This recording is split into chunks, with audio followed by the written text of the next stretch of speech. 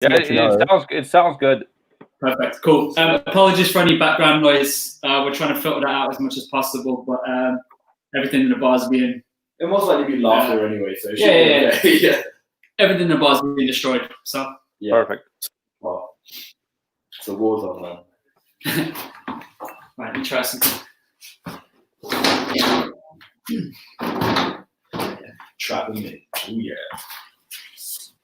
Oh, yeah. All right. Do you have a first? Who's on right now?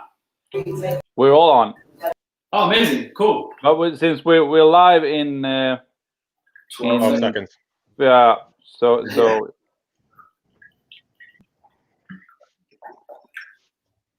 Let's have some fun, guys.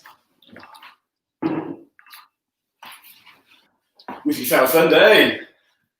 Well, Glenn. Right? Hey guys. Hello. How are we doing? We are very good.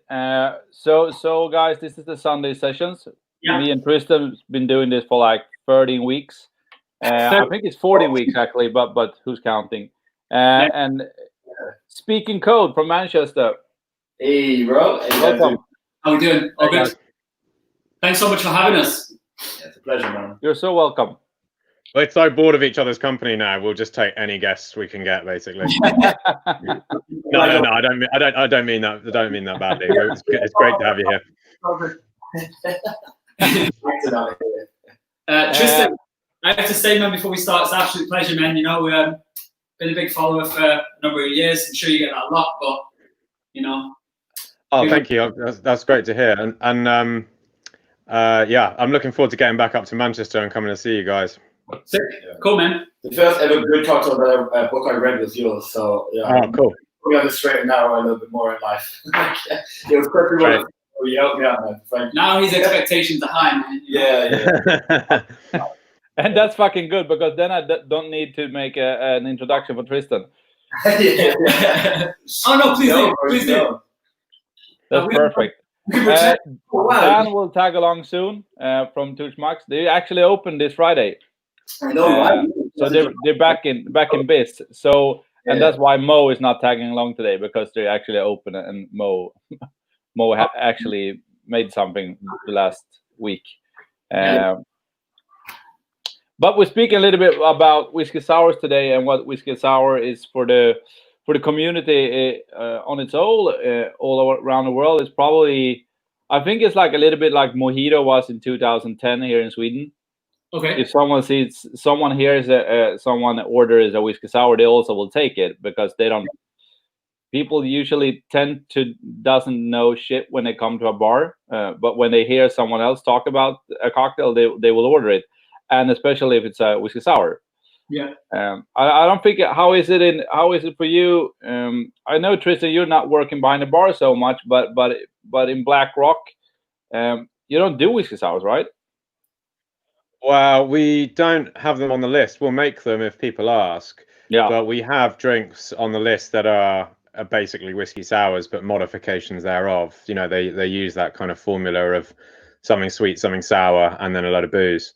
So, but I mean, you know, sours for me are such an important part of the cocktail families, because what they seem to be attempting to achieve is to turn a spirit into a kind of fruit juice. Like if you think about like good like ripe fruit, when you bite into a really ripe peach or a really ripe apple or a really ripe blackberry, it's a balance of sweetness and acidity that tells you that thing's ripe. And so when you're making a sour and you're adding typically lemon juice and sugar, what you're doing is you're sort of adding ripeness to that spirit. And so you can have a lot of fun with sours, and they're super desirable for pretty much any palate. Yeah. Unless the spirit's a bit obnoxious, because they've got that sweet and sour balance. And as humans, we're sort of trained to seek that out and enjoy it, and it's very satisfying to us, and it's very sessionable as well. Yeah. I actually thought you opened that with saying risky sours instead of whiskey sours, and I was thinking that was quite. You could have said risky sours, and it still suited everything that you just said as well. You know. Yeah. I think for us it's the same actually. One of the biggest things, I guess, like sustainability is such a huge hot topic right now as well. But I think I think it's evolving a little bit more into, I guess, a lot of people are kind of adopting a reduce and reuse and recycle approach to making drinks. So a lot of people now playing around with like kind of acidity solutions and things like that, and ditching fresh lemons and limes, which I think is really interesting as well, because what we've done today is played around with tamarind instead of using a lemon juice, So we've got something pretty interesting knocked up here. But I'm really, I remember actually when the sustainability topic first became a hot topic, I kind of had a debate, like a live debate in front of like 200 people with Simon Difford about it, and neither of us would back down. Love him to bits, he's a great guy, but we debated the whole a daiquiri needs a fresh lime versus playing around with like acid solutions, for example. But you see, like when I first started, and it's funny you said about in Sweden about whiskey sours and mojitos, for example, because when I first started bartending, I was working at a high volume bar where there was only 10 or 15 cool cocktail bars to go to in the city. And we were really popular on match days. So whenever Manchester United or Manchester City would play football, we'd get this like huge crowd of like people from Norway, Sweden, whatever. And it was just like, you knew like your mint prep had to be like 10 times what it was before, because it was just like mojito 15 and like Long Island iced tea 20, We just smashed out those classics all day. But no, we had this debate about using acid solutions instead of lemons and limes, but the amount of bars that are popping up now, like tenfold within a city centre, especially in Manchester, I think it's really interesting to see what people are doing with sours now, things like clarified sours and milk punches, etc. I think it's a really interesting direction for me. Yeah, both like I think, especially here in Sweden, punch has been on everybody's list the last 5 years at least. I think, but it's like is it still a sour if it's a milk punch? Do you know what I mean? Yeah, sure. I'm thinking more in line with like I guess playing around with like the acid solutions, and then evolution of cocktails from sours, and then thinking, okay, cool, well, what can we do if we get malic acids and citric acid and things like that at our disposal? I just think creativity is kind of blooming from there as well, which is good. Definitely, but I think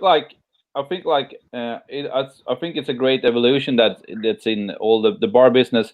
But I think like when you use different acid solutions, like the freshness or the thing that Tristan talked about is that ripeness when you actually bite in an apricot or whatever. I think that it's not the same thing when you use acid solutions.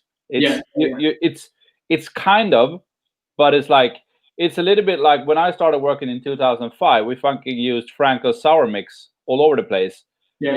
And it's still an acidic solution, and it's not the same thing, but it's still like it's cool to see because you can use it in so many different ways. Yeah. But I would rather use a fresh lemon or lime any day, even though it's not like I still live in Sweden, but now when we actually can grow them here in different places, so it's still good for nature in that case. Yeah, I think Emil, I take your point, like especially in a sour where a decent chunk of the ingredient, if you're going with a classic sour like spirits, something sour and something sweet, a large proportion of what you're putting in the glass is the acid component, and if you're just using like raw naked acids, then it can you can miss something that you perhaps get from a fresh lemon. But I think where acids really come in useful is for like fortifying fresh ingredients that aren't naturally that acidic. So you can turn something into a lemon juice substitute by just bolstering its acid content.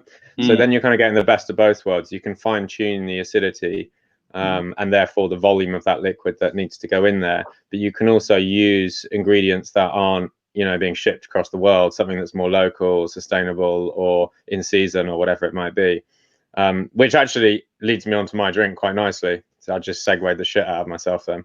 Nice. By the way, do you see Segway's gone bust? No. Why? Yeah. Wow, because it's just stupid, isn't it? I mean, you got legs, haven't you? What do you need one of those things for? But they have given us the term Segway, which we'll continue to use. Anyway, So yeah, what I've done with my drink is just switched out the lemon juice for another ingredient, that being sour cherries. So it's a whiskey sour, but I guess kind of with a certain sort of Manhattan or old-fashioned edge to it, given that, you know, cherry tends to feature as a garnish or sometimes an ingredient in those drinks. And all I did was I took a bag of frozen cherries, because although, you know, they're not necessarily in season, they actually have a better flavor. At least in my experience, you get better flavor from frozen cherries than you do from fresh cherries. At least the fresh cherries I'm able to get hold of without, you know, spending a shitload of money or highly inconveniencing myself. So I take a bag of frozen cherries and chuck a lot of sugar in there, and then allow them to defrost in a nut bag filter, or a nut bag, nut sack, in a cheesecloth or whatever you'd use for making nut milk, or, you know, separating curds and whey, that kind of stuff. Let it defrost over about a 24-hour period, and what happens is the sugar draws out the juice from the cherry, and it falls through the cloth, and then you collect it, and what you end up with is this like cherry liquor, not as in the alcoholic kind, but like a sweet cherry syrup, but it's got acidity to it as well, because there's obviously a natural acidity in sour cherries. So then all you need to do is just add some acids to it to bolster that acidity. I just use citric acid in this case, but if you want to use ascorbic acid or malic acid or whatever you want, then they all have their own unique sort of flavor profiles and effects when it comes to the drink itself. So just acidify that until you've got something that's, you know, similar to a mixture of lemon juice and sugar, but instead of having all that sort of lemon oil and that lemon fragrance to it, it's got more of that sort of fruity, round, almost voluptuous cherry characteristic to it. And cherry works really, really well with whiskey. So does lemon, to be fair. And I've got some here, so you can't see it, but I'm just going to pour some into a shaker. So around about 30 ml. It looks a lot like Ribena.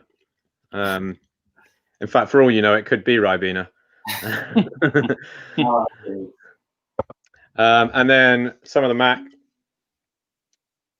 which is about 50 ml. Oh God, that was more like 60 ml. And then I've got some egg white as well. I'm gonna put egg white in mine. Tip that in there, and then we'll shake it up. I think we're getting better at sitting down and shaking now. Oh, I'm getting really good at it. I use the sofa's bench. Yeah, I see that. Yeah, Very so smart. it's like a perpetual motion engine. Yeah. If I shake it hard enough, I'll never stop. Give us 5 years, then we have the ergonomic like bartender sofa.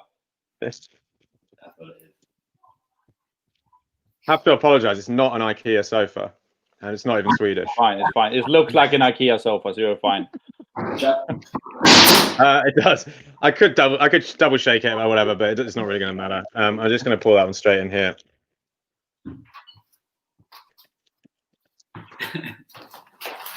Check out the color.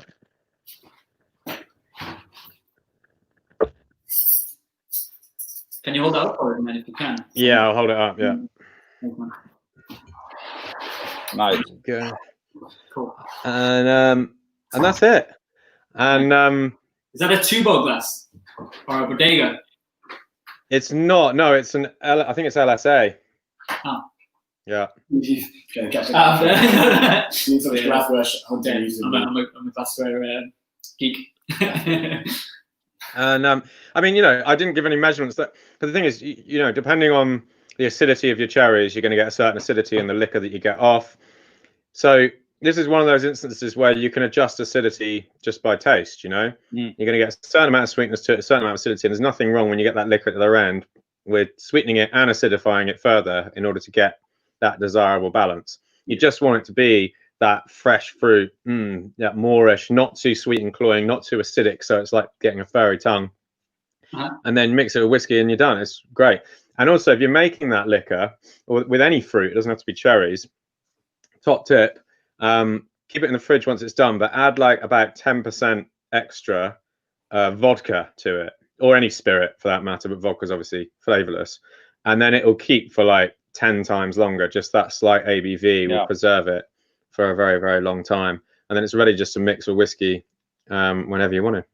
Cool. I think it's pretty. It looks great, Tristan. But I also like. I think defrosting, in general, is a great way of doing syrups or liquors. And I don't know, but I don't think people have talked about defrosting that much in the business at all. I think defrosting makes a whole lot of difference, especially when you're using, like, because we have summer here for like 2 months, but then everything goes into the fucking freezer because it's fucking winter here all the time and it's dark and everybody's depressed. But you can get that freshness and that, like, when you get that things, especially with strawberries, about defrosting them so it doesn't take like a strawberry jam. I think defrosting is like the best way of actually getting kind of the same flavor as you're getting when you actually take a bite in it. And I think defrosting is something I love it. Yeah, I mean, it's very clever because if you take something like a fresh strawberry, it's difficult to extract the juice out of that without sticking it through like a centrifugal juicer. Exactly. Like if you think about muddling it, you're just going to end up with slop. Yeah. Whereas when you freeze it and defrost it, what happens is the ice crystals form, and that starts to break down the structure of the strawberry, so that it's never going to return back to its normal stable strawberry state. It's a lot of S's. So when you defrost, it just collapses on itself and the liquid falls out. But you can make that even more effective process by adding sugar or salt if you want to make something really salty to it, because that then draws out the juice as well, like osmosis, like osmotic juicing, as I call it. So combine those two strategies together, and it's a really effective way of taking juice out, and you're not going to denature the flavor by heating it in any way. You're going to preserve that flavor. It's never been warmed above fridge temperature potentially, so it can work quite well. Yeah. Do you work a lot with defrosting in Manchester? Say again, sorry? Do you work a lot with defrosting shit in Manchester? Yes, we do, man. And you know, Tristan rightly said it's a great technique. You know, and especially when we're playing around with a lot of herbs and fresh roots as well, it's to not not damage the structure, but also not heat too many things to the point where you're actually spoiling them as well. So I guess one of the things that we've done today is we used a tamarind block instead of any fresh fruits in this one. We used the fresh fruit we did a lacto-fermented. We're actually entirely plant-based here, so we don't use anything like egg whites or any milks, dairies.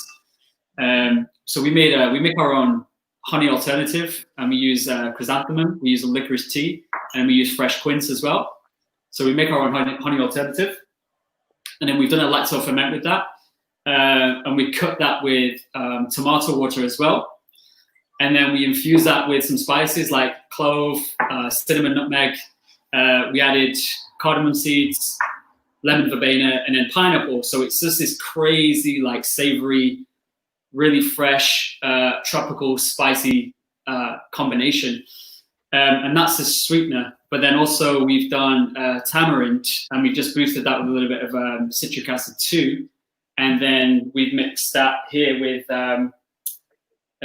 your orange label here. So, and we've just done a pre-batch of this. Could you want to grab the glass? That's all right, man. Yeah, sure, no problem. Thanks, man. So yeah, we get a lot of spice notes from this as well. So we just thought we'd complement that with our kind of spiced lacto honey ferment. What it means as well is that we can just pre-batch this whole thing, and for a nice, easy, simple service, we can just pour this out. Conan, who is sat next to me, you actually didn't introduce, but Conan is our graphic designer and bartender as well, and he's like super creative, so we work on a lot of the menu development together. He's just running to grab our glass now at the freezer. Yeah, really that's a quick service as well, so it's a really good alternative to a whiskey sour, but also you can see the kind of clarity here as well.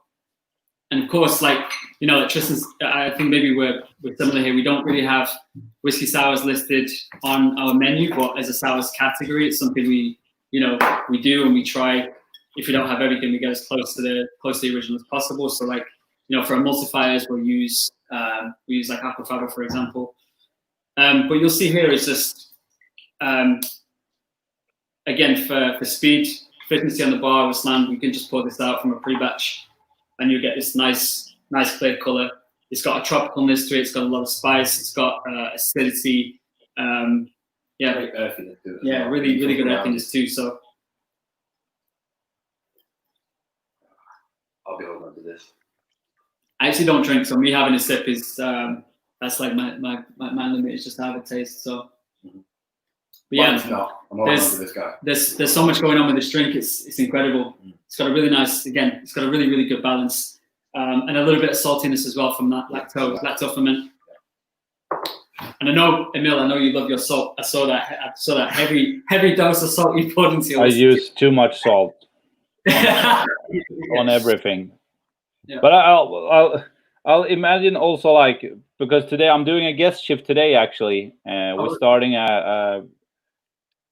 like an old school club back here in the north, and we're taking back like all the guys that all the girls that I've been working with the last 10 years. So we're gonna be having different guests every Sunday also. And everybody's like, when we worked together, like back in the days, we used a small pinch, but now everybody doing so much fucking salt in their cocktails. It tastes like it's so many different salt solutions that everybody's doing, especially here.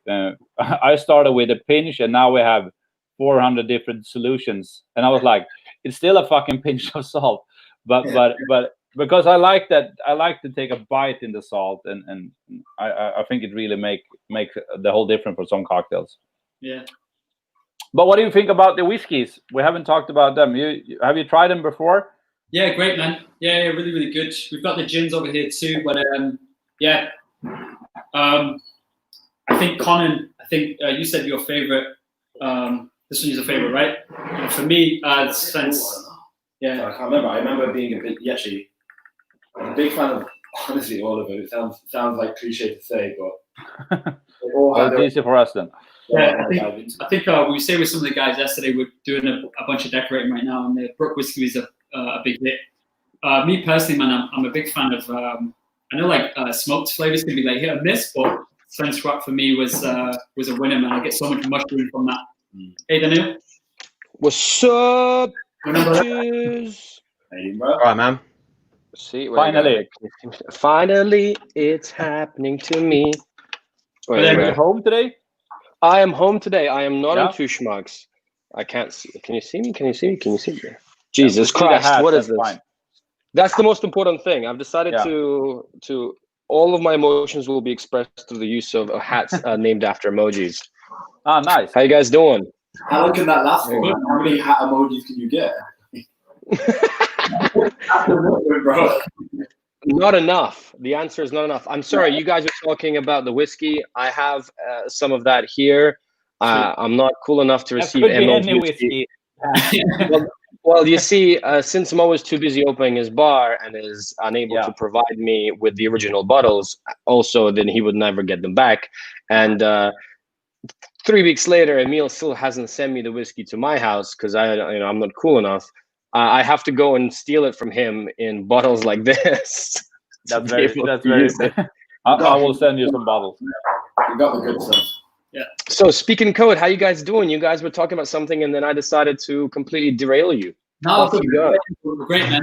Pleasure to meet you as well, brother. Obviously we know about what you guys are doing, making waves. So yeah, man, big fans. I'm not actually a part of Two Schmucks, but I will take all of their credit. I did work there for 8 months, so that gives me the opportunity to put them on my CV for the rest of my life. Until Mo gets done for hashtag me tooing somebody or something, and then I'm gonna pretend that they never existed. Ah, perfect. Cool. No, we were just saying, man. We went through some of the range again yesterday with the team. Personally, Svensk Rock was my favorite, and I think because I just got like a big hit of shiitake mushroom when I tasted on the first taste, and I've been wanting to. I mean, we have a couple of drinks on our next menu which use whiskey with a similar flavor profile, and it's really tempting me to actually out. And I actually made a drink for today, actually, before the whiskey sour, which was, we make our own like Pinot de Charente. Oh, cool. Yeah, man. So that with Sven's Rock. And then we did like a shiitake mushroom with rosemary, chipotle pepper, and a little bit of salt, just as a sweetener. So the drink itself is the Sven's Rock, the kind of really earthy mushroom rosemary syrup, and then a touch of the Pinot de Charente as well, which is like really good. That is one complicated flavor bomb, I'm telling you that. I love the word shiitake because if you take it apart, it says shit take. Yeah. So it's a funny word. But as always, I'm here for the lowbrow content. You guys are here as experts. My job is to completely ruin everything you guys do professionally. That's weird, Dan, because you were so many people respected you in the business before. No, they didn't. Who are you lying to? I was the guy. More people respected you. Just more. More. That's better. Yeah. -3. Yeah. So what terrible things that I'm doing to myself. No. So what are you up to now in Barcelona then? I've started a new thing. I've started since I quit Cocktails for You and sold 50% of my stake. I'm starting a new thing called the Independent Bartender, the Indie Bartender. It is a highly ambitious project, which is probably going to be completely unprofitable because that's what highly ambitious vanity projects end up as usually. And basically, if I was to quickly explain it, right? Because we've got actually the perfect mix, right? So everyone here on live stream right now, dear guest that you're watching, is quite an experienced bar industry personality. All of these people have come from bars, work in bars, they're professionals. All of us known for entirely different things. But there comes a moment in each bartender's lives where they're like, what the hell am I going to do next? You know, this like pre-midlife crisis situation where you're like, okay, I've been doing this for a whole bunch of years. What's the next step? And we have Seth, who, although I think you're still in charge of that hotel, if I'm not misinformed, but now you're also brand ambassador for Mackmyra Whisky, which is, or Mackmyra, sorry, whichever way.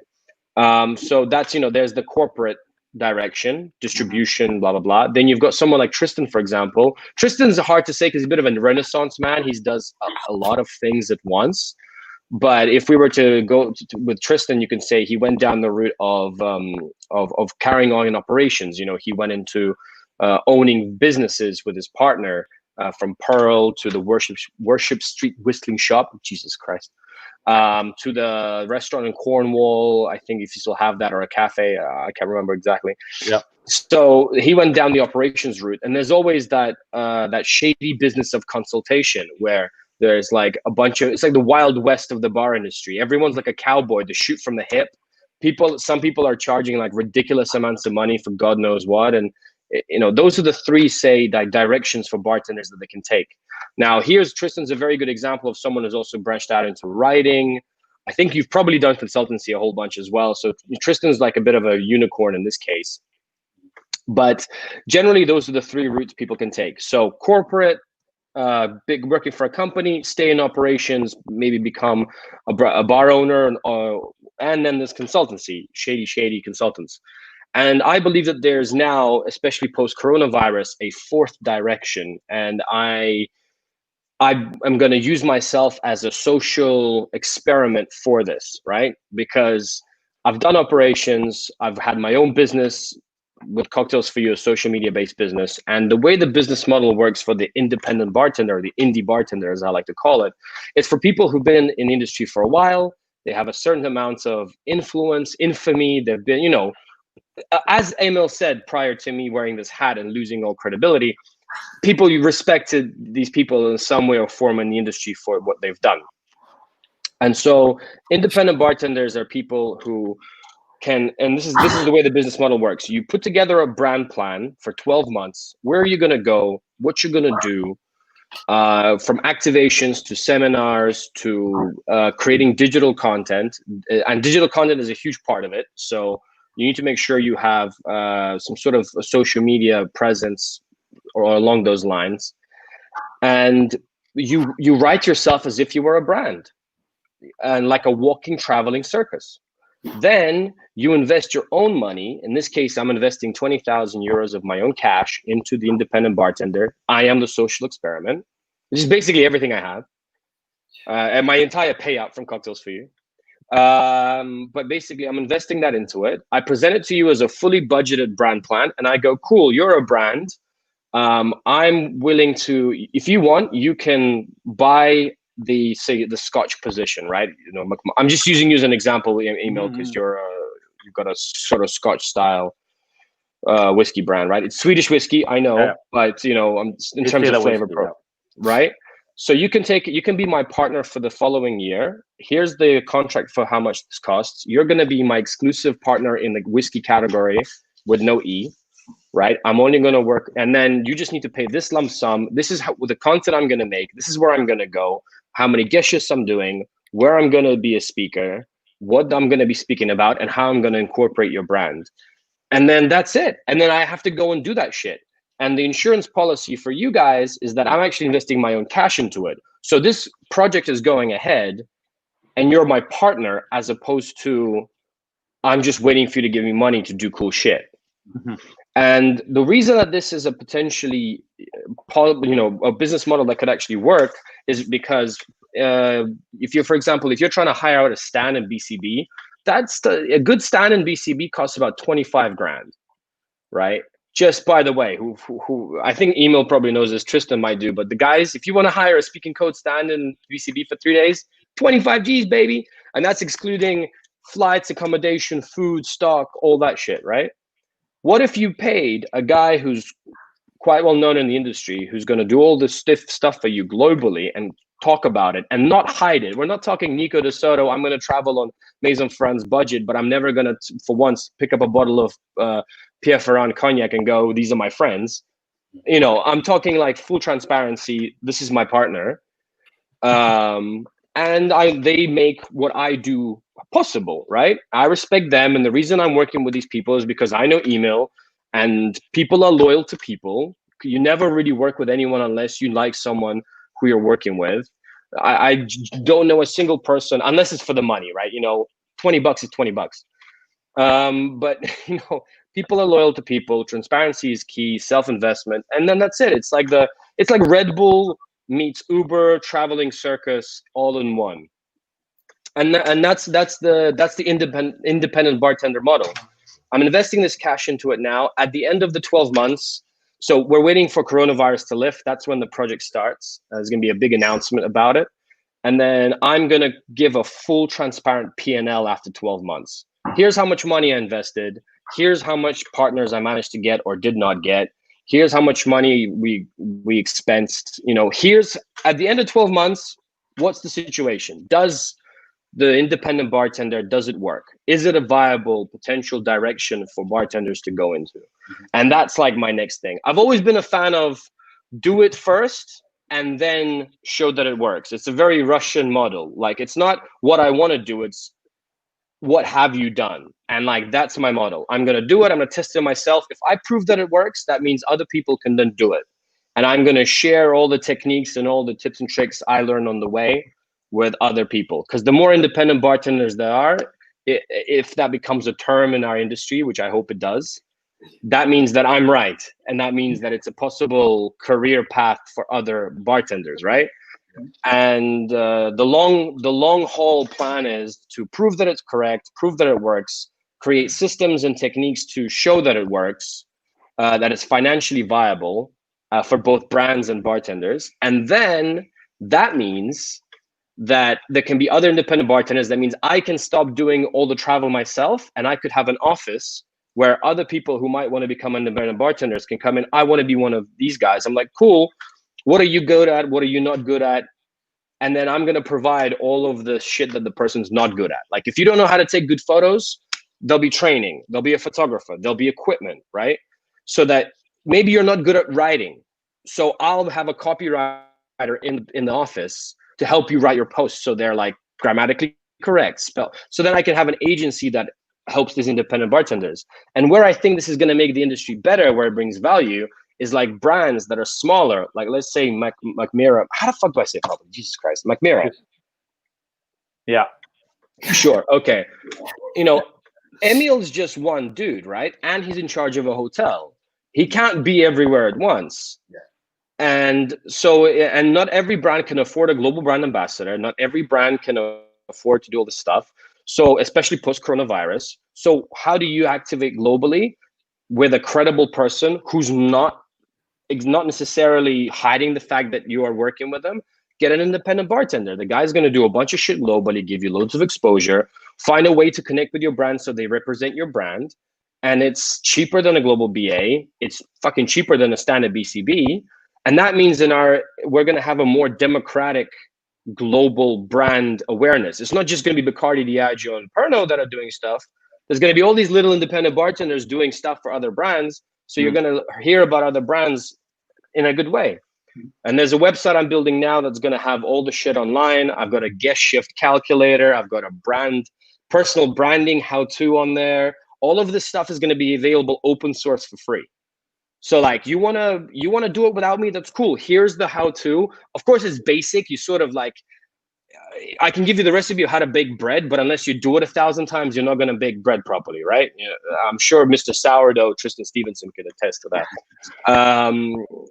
So I'm going to provide some of those tools for free, but then that means that, for example, there's always these situations where a brand will come into a bar and the bar's like, yo, I need $5,000. I want to bring Alex Fertena to do this seminar here. And Emil's like, that's like my budget for the next 4 months to do stuff with Mackmyra. How am I can afford it? And then they can go, cool, go on Indie Bartender's website, learn about how to fucking create proposals for brands, at least semi-professionally. And then you'll realize that I can't just give you 5 Gs. You have to give me something in return. There has to be mutual benefit. Mm-hmm. So that's my whole plan. Less bullshit, less hidden, sneaky fucking stuff. Everything's transparent. Everything's open source. Sharing is caring. Here's what I'm doing. And here's what I'm about. And if you want to be a part of it, you want to be a part of it. If you don't, you don't. I really couldn't care less. This is, I've got some money right now sitting around after cocktails for you. I'm going to give it a shot. And if it works, then I think I'm onto something. If it doesn't, then I'll ask Emil for a job as a brand ambassador for Mackmyra whiskey in a year's time. Or you do the real Russian model and lie when you're done with it and said it was fine. I don't know what Russians you know, but I guess I spent too much time in Scotland, and they have a thing where if you lie, you don't get very far in this industry if you lie. You know what they say? You ever heard that joke? A bull meets a chicken in a field, and the chicken looks at the tree in the field and then sees a beautiful eagle on top of the tree, and she says, I want to be like the eagle. And the bull says, well, listen, you need energy. You need to be strong like bull. And it says, eat some of my dung and you'll get stronger, and then maybe you can climb the tree. So after 2 days, the chicken eats some of the dung, gets stronger. It's able to get onto the first branch of the tree. It carries on eating the dung. A couple of weeks later, it gets on top of the tree. Then an eagle comes and kills the chicken. What's the moral of the story? Bullshit will get you to the top, but it will not keep you there. Nice. I'm wondering if you're wearing a hat now because the sun will like just make all the energy like come through, like full energy, Yeah. I'm sweating buckets, dude. It's like 30 degrees in Barcelona today. I am like a sweaty Buddha underneath this t-shirt. Cool, beautiful. So I'm wiping a lot. Preach to a lot of everything that you just said, really, man. It's a big step, and I feel like I've been having conversations recently. So my business partner in the next room, we were talking this morning about how, I've been in the industry 10 years, he's been in the industry 20 years, and there was one route. 20 years ago, there was one route. It was bartender to senior management. And even when I started 10 years ago, brand ambassadors, they weren't bartenders. They were somebody who, as he said, they drove Ford Mondeos and, they were from a sales background, Yeah. And now, I think it's a big step what you're doing. And I think it's important we kind of have this thing here in Speed & Co where it's like founders mentality for everybody. So there's only a small team of, 6 of us in total. And like Conan here is a graphic designer, but he also does photography. Like I do photography and we take care of everything, marketing, media and everything in-house. But like with the bartenders, and we work on a development program for everybody where it's like, what are you good at? Don't fall through the cracks of the industry by just saying, I'm a bartender and I just make drinks. Like, we all know that making drinks is just not enough in this industry. You know, you need to, maybe there's other areas if you're an artist. So like, Conan does some absolute crazy good work for our menu designs, and you know, like, sorry guys. I think there's a certain amount of responsibility, and I guess it probably falls more with independent owners and operators to really kind of like, I guess if you bring in staff and you build a culture where it is that kind of founders mentality, whereas like you're part of the project. So like, what can we do to help you as a person grow, not just a bartender, but as a person grow, so you develop your other skill sets so you don't fall through the cracks of the industry. I think it's a big move what you're doing, man. Well, we'll see what happens, right? Like I said, it's because no one's done it before, at least not in this way. I know you can say Ian Burrell's been an independent bartender for forever, but as far as I know, Ian Burrell has never been a bartender, so he doesn't count. And there's all these other folks that have done this kind of travel thing, and they do have partners and that support what they do, which is great. I think a lot of what I'm saying is not new to those for the likes of like Tristan Stephenson, for example, because the business model has always existed. I think you're sorry to interrupt. I think what you're doing is good because you're kind of identifying a certain opportunity that is already being leveraged by some people, but that hasn't formally been recognized, and actually a business being built around it. Yeah. What you're really describing is a sort of bartender ambassador agency. You know, it's a sort of go-to where a brand needs an ambassador, but they don't want to recruit someone full-time for the position, or they don't know where to recruit. And then what your business will then offer potentially a turnkey solution, even if it's, because it could be not just be one person, it could be two. If you've got skill sets that reside, one person can do one thing, one can do another. You could provide, a pair of people or even a team of people that could offer whatever that brand needs. And the other thing about recruiting ambassadors for small and large brands is often, or recruiting bartenders, I should say, is often it ends up going through an agency. So, I get agencies reaching out to me for, short-term projects and things like that. And then you end up with like 2 or 3 middlemen who are all taking their cut. Yeah. The brand ends up paying a small fortune. The bartender, maybe gets something, but probably not exactly what they should, considering what the brand's forking out. And all these kind of middlemen end up pocketing a load of cash, and then the project ends and no one wants to do it anymore because it costs too much and there wasn't enough return. So I think if you can start to think about the bartender more as a business, and their potential as an ambassador, perhaps ambassador is going to end up being a term that we don't use anymore because it might not work quite the same way. And start looking at deliverables and objectives and all that kind of stuff, and then provide a fair price for it and offer that sort of turnkey solution and a partnership, then I'm sure that will be super desirable for a lot of brands out there, especially smaller ones, like you say. Yeah. I think a lot of people I've previously spoken to behind closed doors, friends of mine, just to run the project by them, have mentioned that's the first thing that comes into their head, like a brand ambassador agency sort of thing. I don't want to take anything away from brand ambassadors because I love them. I think they at the moment, and generally they should exist. I think we're going through a moment in the industry, and this is just my personal opinion. I think just like you have an oversaturation of bartenders, and then how do you stand out? I think there came a moment a couple of years ago where there was a bazillion brand ambassadors. Everybody was a brand ambassador. I'm a part-time chartreuse ambassador. I'm a this ambassador, but none of them were getting the required training, I think, to be what a real ambassador could be. And what's happening now is, I guess, it's like with when flavored gin came out and there was a bazillion flavored gins and the market was like, fuck me, what's going on? Same thing's happening with brand ambassadors. Those people that were part-time and weren't really bringing anything to the table because they didn't really know what they were doing, and the brand didn't maybe know what they were doing. Those are going to fall apart and people are going to rethink. And the people that are doing a good job as brand ambassadors will only get better. They will only get more support. Maybe, our industry is so transient. The thing that's where the bigger brands do well, because they do provide training for their ambassadors, albeit usually sales training. But I know a lot of the big brands now provide like photography training, which is obviously a key part of the role now. When I spent a short time being a brand ambassador, I had quite a lot of sales training, and also like media training, that sort of stuff, which again, because of the positioning of brand ambassadors now and the fact that we're all in each other's faces on social media, that's important too. But you're right. I mean, smaller brands, I see it all the time, because a lot of my bartenders end up going down this route. They end up with a part-time brand ambassador position, or if they're lucky, or at least by their own perception lucky, they might get a full-time position. And it's like, here you go, here's a case of stock, go mingle with your mates and see if you can sell some, and try and get some cocktail listings here and there. It's like no formal training. Yeah, and so one of the things I'm hoping to, where this independent bartender thing might stand out from sort of like just being an agency, is the fact that the person who's the independent bartender has to also invest. And it's like, I guess it's a utopian mission statement, but it's like creative freedom means financial stability.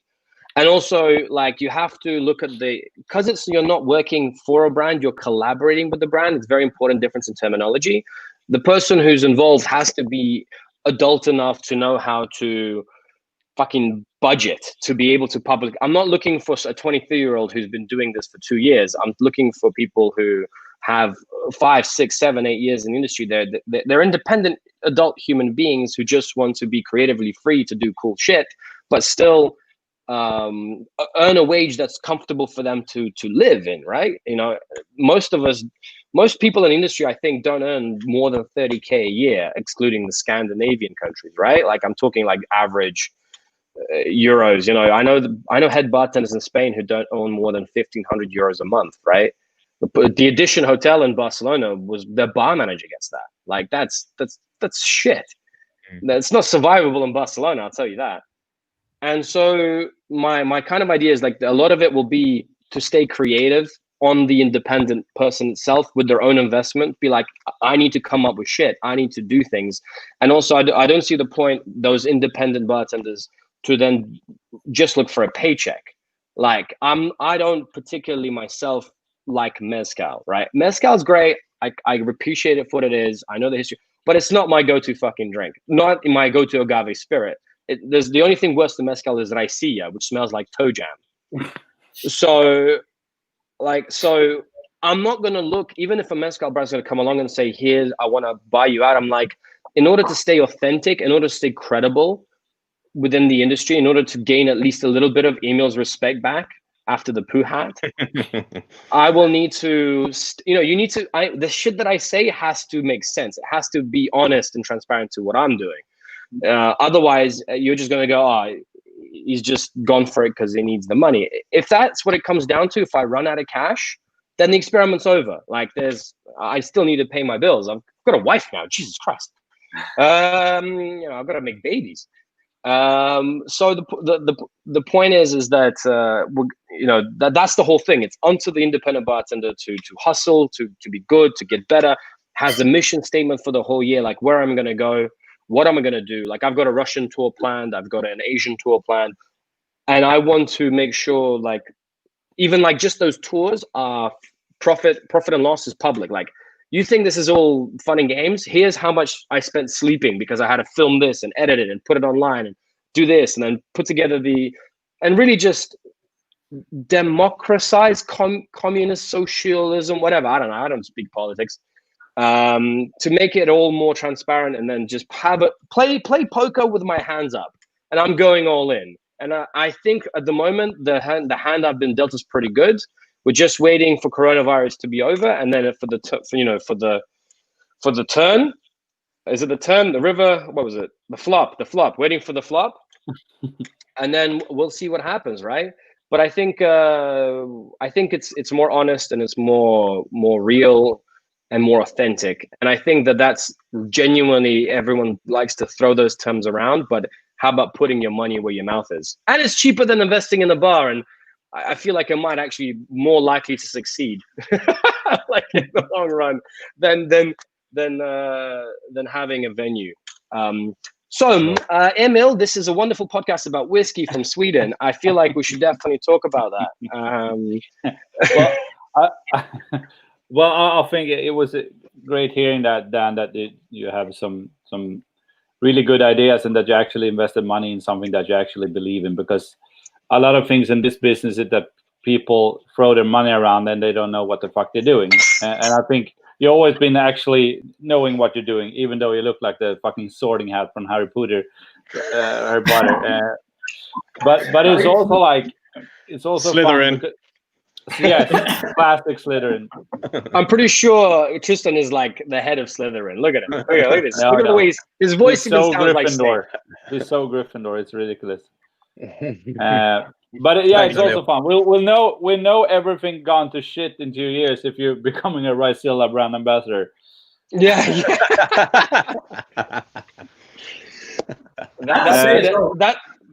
That's when I shut you up by going, hey, listen, Ricilla is really in right now. You get a free trip to Mexico. Just don't tell anybody. I don't tell anybody about this live stream. We'll be Daniel. We'll be on your Sunday session podcast talking about it in like 2 years' time. I remember also when people came in that actually sold Ricilla and they talked about it's like it's mezcal, but it's made in a ditch. It's like, is that a fucking selling point? So no, I totally agree. It's more like toe jam. Speaking code, did you have any more cocktails that you wanted to share with us? I actually was going to mention to Daniel, as soon as you jumped on and you mentioned cocktails for you, I never put two and two together, dude. I used to bombard you with emails all of the times with photographs of cocktails. Like, hey man, can you please put this up on the Instagram page? Cocktails for you. So did you ever get a response saying fill in this template? No. But I did have quite a few responses from yourself. So quite a lot of my content was shared over like various places that I was in. So thank you for that, man. But it's like, I guess just going back to like the independent bartender. So for like, I guess for me for a long time, I was thinking of not only like, obviously for a bartender, when you see a cocktail shared on a page like Cocktails for You, not only is it great, like, someone will come in your bar and be like, oh my God, I saw your photo on that page. And it's like, yeah, cool. I think a lot of people didn't realize that it was like the process was fairly easy and that the worst you could ever say was no, like you just go, hey man, do you think this is shareable? And if you're like, yeah, sweet, just send me the deets and you just put it on. But also like for me, I was always thinking about the things that like, how are people going to respond to the type of like photograph that it is and maybe the flavor combinations or whatever. So not only like, cool, that's great that the content is shared, but for the independent bartender, it's also important to know that like, if you're doing your own photography for the cocktails and see how people respond. And it was great, man. So yeah, I never put two and two together. And as soon as you mentioned the cocktails for you, I'm like, shit. I used to just like throw emails at you all the time and like hey, man. Man, thanks for that. You'd be surprised that even with 500,000 followers on Instagram, how little people, how like it's become this weird thing. People are scared to send and reach out and send a message. I've come to a new conclusion. Oh, sorry. Yeah, you were saying? No, I was just going to say that I learned very long time ago, man, the worst somebody can say is no. And I think like 2 months after I opened Speaking Code, we were like, we had barely any budget because the project, it came around so quickly that a space became available. And it was like, somebody called me and said, hey, there's a space. Would you like to move in? And I was like, yeah, cool. And we had the doors open in 8 weeks. And it was very like, the growth has been organic because we didn't really have a budget to be like, yeah, we'll do loads of PR and whatever. We just, we like bedboard steeled. We just like knocked up some shelves, built everything ourselves, very DIY. And then I, like 2 months after opening, I just reached out to Nightjar and I just said, hey, do you guys want to come and do a takeover? And they were just like, yeah, cool, why not? And I'm just like, shit, man, the worst people can say is no, like that's it. And at least you try it. So yeah, I think a lot of people are afraid to dip their toes in the water with that. But I think a lot of it comes down to ego and a lot of it comes down to confidence. I don't know a single person who's successful in this industry who isn't what I like say, like a trier. God loves a trier, right? What's if you, and that's one of the key principles of the independent bartender, which is like sort of self-investment. And that leads into anyone, I'm sure, I remember reading an article from Tristan when he was saying he got a job at Jamie Oliver's place.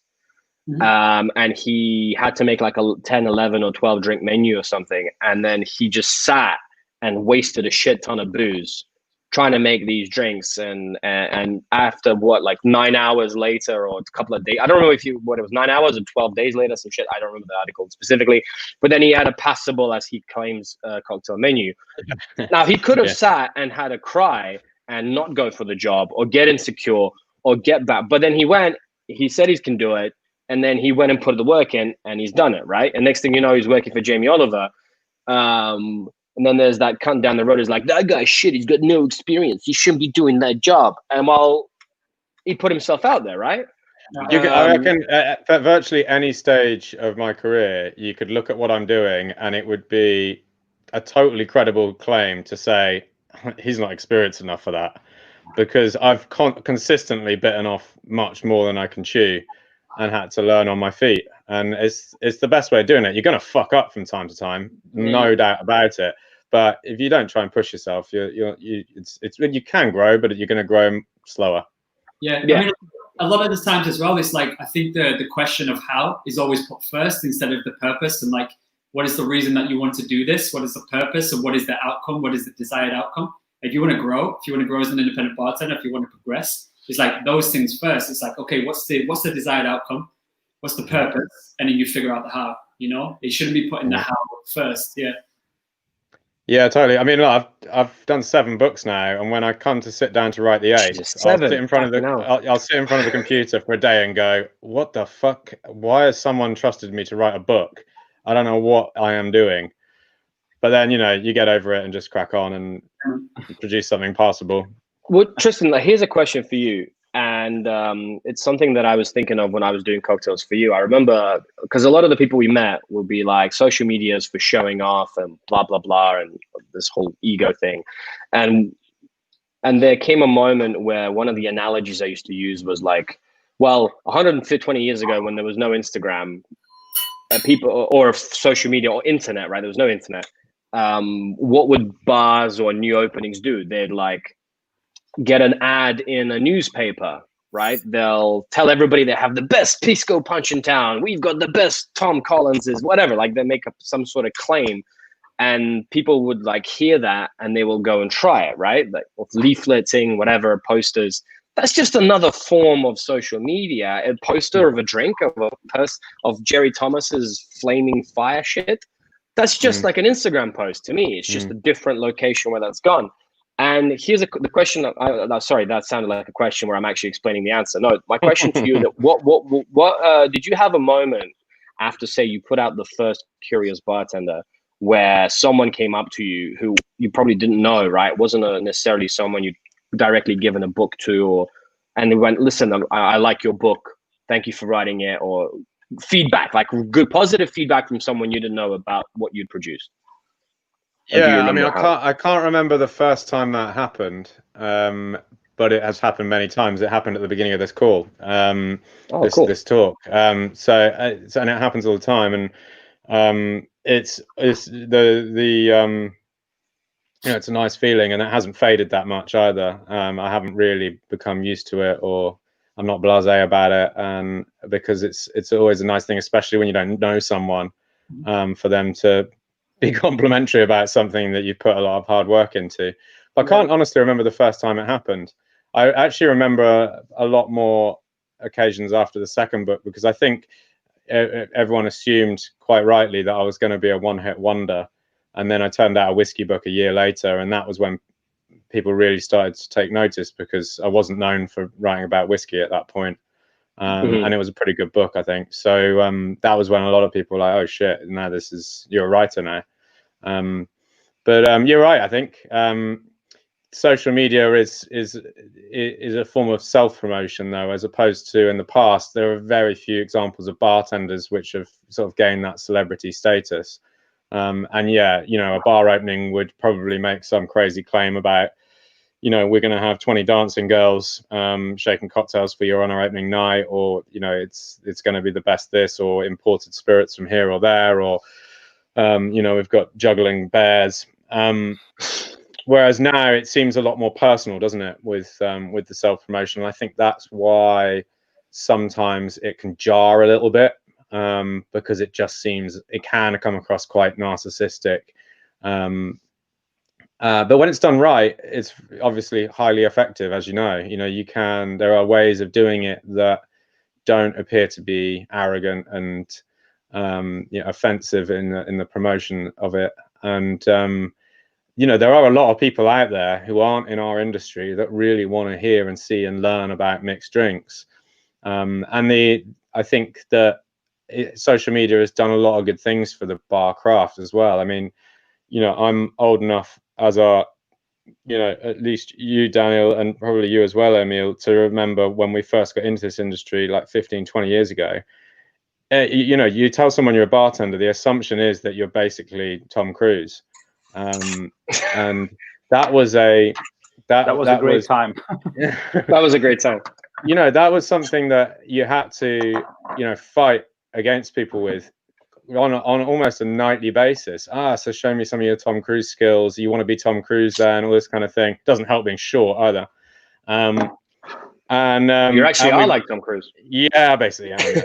In fact, the truth is, I do want to be like Tom Cruise. But look at where we are now. I mean, I suppose if you want to be critical, you can say that there's too much geekery going on, and the weird costumes and outfits and all that kind of stuff. And so a lot of bartenders are definitely guilty of that. But nonetheless, I think the craft of what we're doing is respected in a far greater way, and that's partly due to just better bars and better bartenders and better drinks. But social media has obviously helped to perpetuate that idea too. For sure. Well, talking about mixing drinks, I've actually prepared a whiskey sour because you told me to, and thought I'd go back to this whiskey that has wonderfully allowed us to do what we're doing, and you get 30% off a code if you use BlackRock from the core range of Mackmyra whiskey, and then bringing it back. So I made a thing. I'm using the MACK, because I think that's what you said, and that's what I stole from Moe. So if that's the wrong whiskey, that's the only one I have from your range. You're fine. This whiskey sour twist is called the Pear Necessities, after a song from the Jungle Book, and that's because I like puns. So get over it. We're using, and look, I have jiggers in my house, and I don't own a bar. I have jiggers. I have glassware. I've got one here, but I don't use it. You never used it, listen. So we're using 45 ml of the MACK. We've got 15 ml of creme de poire. I'm also using, of course, fresh lemon juice. I'm using about 25.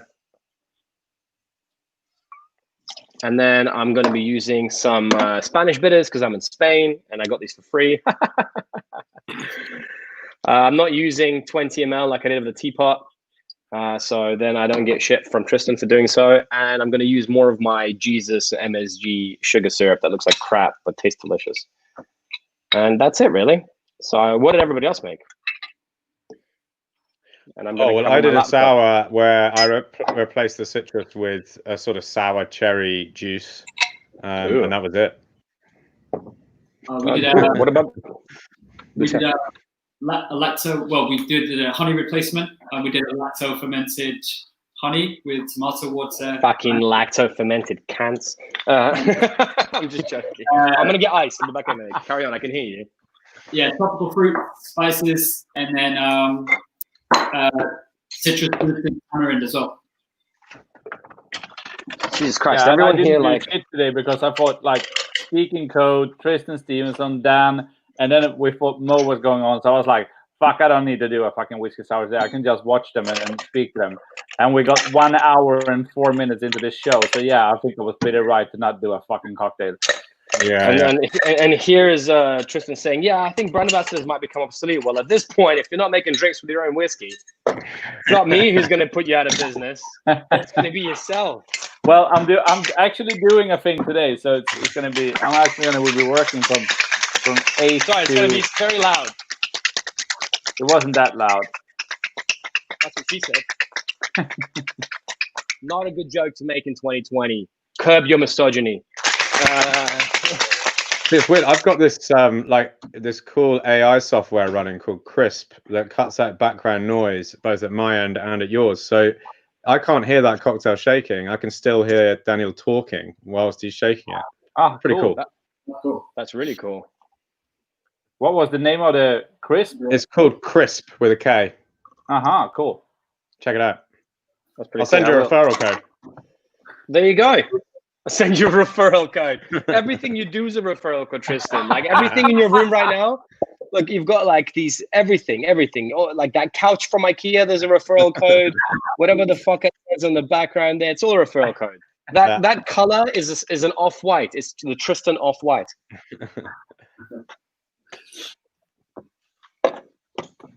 Cool. Sorry. Here's my whiskey sour. It's good. The pair necessities, right? The simple pair necessities. Nice. You put the bear at ease. There you go. That's my thing. I'll send you a recipe. You won't care. Yeah, please do. Cool. Please do. How about that? Nice, guys. The watch speaking code. I think we will next Sunday we can continue talking about more cocktails and more techniques and everything. Tristan, you will be back next Sunday. And Dan, you with won't. some good stories. Dan, it's a 50-50 on you, right? I've turned up to every single one way or another. Dan, I think I liked it when you did foreign correspondent. I want to see you on location again. It was good. Yes. Easy. Well, let's do it that way. I'll make sure that every Sunday I'm in a different location. If you send me some Mackmyra whiskey, I'll definitely be on location with some Mackmyra whiskey. We'll solve that. And I'll pop in. I'll do 5 to 7 minutes, and then I'll pop out again. That way, you don't have me speaking for 1 hour about my business, nothing to do with Swedish whiskey. Well, that wasn't a problem at all. It was just fun to hear. Would it be cool to do like the weather forecast also, like in the end? Easy. I will be. I'm like a bueno. I'll be whatever you want me to be. You can lick my ripples. Guys, I'm off to do a guest shift now today here in the north, of course. Thank you so much. So guys, we'll see you next Sunday. Enjoy the great weather and enjoy the week. Thank you for being at the Sunday sessions. Thank you for having me. Always good to chat to you. Love you, Mr. Branded, and love you guys from Just Do Nothing. Sorry, speaking code. See you later. Bye-bye. Take it easy. Yeah.